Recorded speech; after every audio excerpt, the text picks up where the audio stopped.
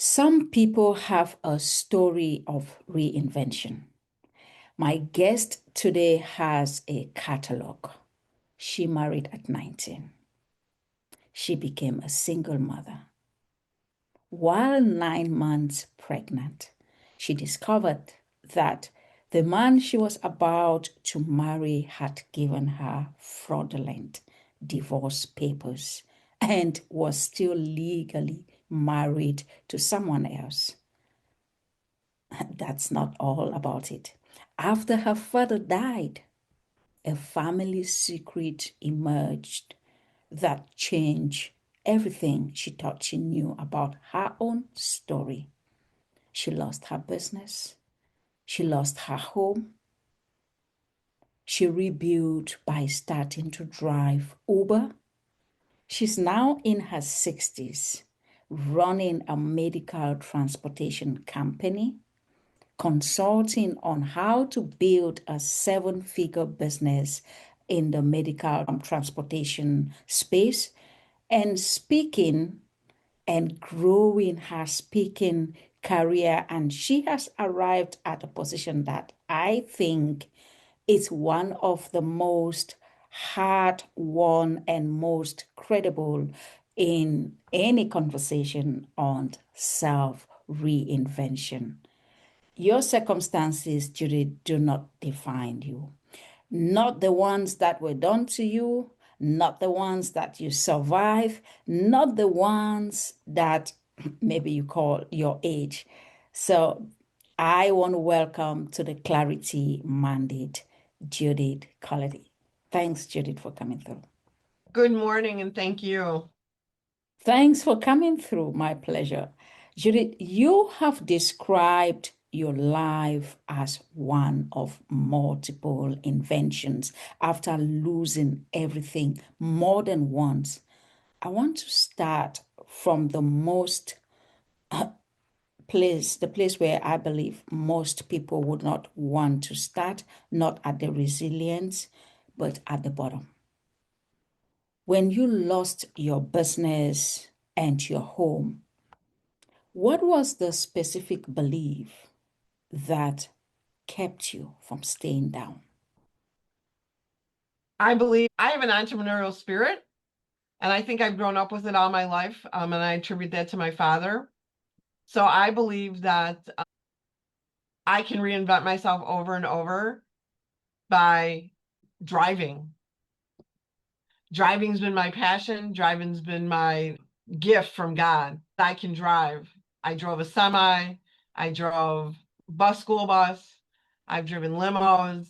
So I jumped in the car and I did what I knew best. I knew I needed money, so I did Uber. Wow, that's powerful. And Judith, you discovered at 9 months pregnant, just before the baby arrives, that the man you were about to marry had given you fraudulent divorce papers and he was still legally married to someone else. That is a betrayal, in my view, that most people would spend years and maybe even decades um, allowing it to define them and maybe to stay in that state. You didn't let that define you. What was the actual mechanism that helped you to walk through that phase? Faith, my inner faith and my inner strength in God. I was about to have a baby. I didn't really have the support of my family at the time. My mother, my father, they were embarrassed that I was pregnant and unmarried. So I basically, and after he was there for the birth of the baby, and after the baby was born, he left. And it was very tumultuous at the time. I even threw all of his clothes out the front door of the house that we lived in. So there was a lot of emotions going on, but my motherhood emotion took over. And I needed to do what was best for the baby. We actually even married in 1998 and were married for a couple years. It took him 5 years to get divorced. After he got divorced, we ended up getting married September 25th of 1998. And we only stayed married for a few years and then it all fell apart. due to both of us, actually, not just me, not just him, but due to both of us. Wow. So then there was this major divorce. And in the course of the divorce, my father passed away. So there was just a lot of relinquished trauma that I just kept rolling and rolling and rolling to where I am today. I think I'm the healthiest today that I've been in many, many years. Wow, that's powerful. Thanks for sharing, Judith. And you are now a serial entrepreneur who now consults on building seven-figure businesses in the medical emergency transportation space. There is a version of your story where those losses, the business, the home, that becomes the thing that makes you retreat sometimes from entrepreneurship and seek security, but you did the opposite. What did losing a business teach you about building one that could now help you to do the things that you're doing at the moment? It's overcoming the loss. Like Brene Brown says, remember, reinvention requires embracing discomfort. And when you're losing something, you're just in discomfort, major discomfort. And you have to dig deep inside yourself. And I prescribe to the four agreements. So that helped me. I've always kept educating myself, kept reading, kept building my mental strength. And as long as I kept building my mental strength, I know that the physical strength was going to move forward. Wow, that's powerful. And let's bring some lighter part to the conversation before we get more serious again. You are in your 60s, you're dating, you're building businesses, and speaking to audiences about reinvention. One of your podcasts that I saw was titled Why Dating in Your 60s is Better Than Ever. Make the case. What is actually better about this decade of life for someone who has done the inner work, not just kind of a consolidated version of you? Tell us about what's better about this version of Judith we're talking to today. Well, I think in your 60s, I'm 64 years young, and I think that I'm proud of it. I'm proud of where I've come, and I don't care anymore. I don't wear the makeup. I don't always shave my legs. I guess I've gotten a little lazy as I've gotten older, but I'm me. And I accept me for who I am, and I love myself for who I am. And I tell myself every morning when I'm brushing my teeth that I love myself. And there's nothing like looking in the mirror with your mouth full with toothpaste. So I think that that has a lot to do with the dating aspect of it because it's more, and it's not selfish. It's just you meet more authentic people. I'm intentional and I'm authentic. So I bring that to the table and I meet more authentic people. And if I could say this, there's no more BS. It's just, this is who I am, accept me for who I am, and let's just move forward. Wow, what you see is what you get. Accept me for who I am and let's move forward. Thank you for sharing that bit, Judith. You rebuilt from scratch, including driving Uber. Most people in that situation or experiences would look at getting sometimes that low as some form of humiliation, the distance between where you were and where you can actually end up. But you clearly did not look at starting from the bottom as humiliation. What did you have to understand about dignity, about identity, and about success to be able to take the steps you took to rebuild without letting it define your story negatively because you already have identity issues and all the other things you spoke about? I'd like you to speak to that. I believe in myself, and I think that comes, and I have a great faith, and my faith is stronger today than it's ever been. And I think that has a lot to do with it. Um, I just did what I needed to do for me and my family and to move forward. And there wasn't a whole lot of time. I guess maybe I'm not too emotional, but there just wasn't a whole lot of time to be in my pity pot and just sit there. So I just kept moving for I just rolled and rolled and rolled until I am where I am now. And I feel now I'm just stable and accepted, and I accept me and I accept my higher power. And that's where I am today. And to be honest with you, after losing everything in 2018, I don't know exactly how I felt at the moment. I felt humiliated, um, more in public because most people knew me in our town that we lived in, because it was a very successful business that I owned and it had been there since 1962. So I think I felt inner humiliation, and we ended up moving away. And when my son moved me from one town to another, which I'm about an hour away from where I lived, nobody knew me out here. Nobody knew. So out of desperation, this business that I have today, Priority Medical Transport, was done when I retired, more out of desperation to have fulfill a need, fulfill something in the community, and be able to give back to the community, because the community, no matter where I lived, has given a lot to me, and I needed to give back. That's powerful, and thank you for sharing that bit. This podcast, the Clarity Mandate, reaches leaders and listeners across different continents. And many of our listeners, just like yourself, experience reinventions, often sometimes involuntary reinventions, or sometimes driven by economic situations or politics or family disruptions. And most often, it's not really personal choice. So, what would you say to maybe a woman in our audience who has been through losses of a significant level, or even losses that could be even more significant than what you went through, but has not yet found that belief that the next chapter is possible? What would be your advice to that kind of a listener? I say that it starts with self-care and self-love. I would suggest, and I know this sounds really rudimentary, but I would suggest taking a shower or a bath, resetting, cleansing.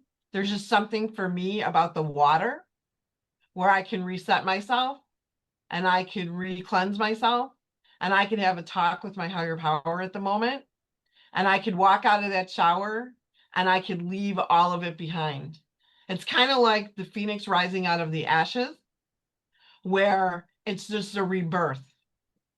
And I would say it starts with something so rudimentary as that. And that would be a beginning. Wow. Thank you for sharing that thought. Judith, you now consult on building seven-figure businesses in the emergency medical transportation space. That is a specific, in my view, technical, operationally demanding sector, if I'm right.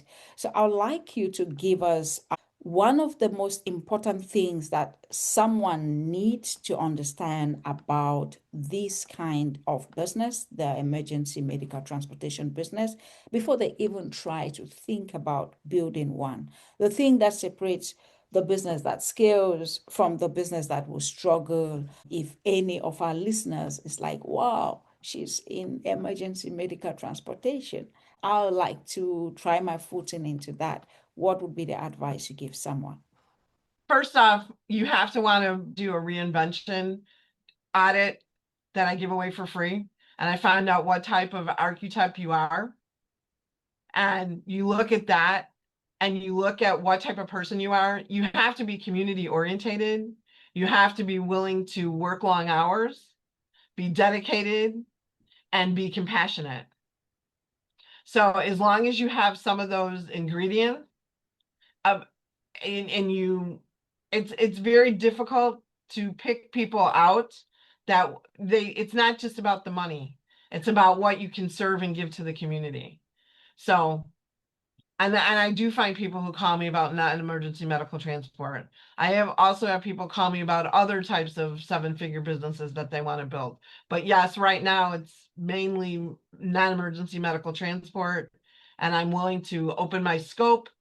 And because I've always been in male-dominated industries as well, being in the car wash detail business for over 20 years. I grew up there. I started when I was 8, and I grew up there and took it over. So I have most of my clients are male. For whatever reason, I just seem to connect. But I am starting to be more persuasive to female clients as well. And that's how I started with a reinvention analysis.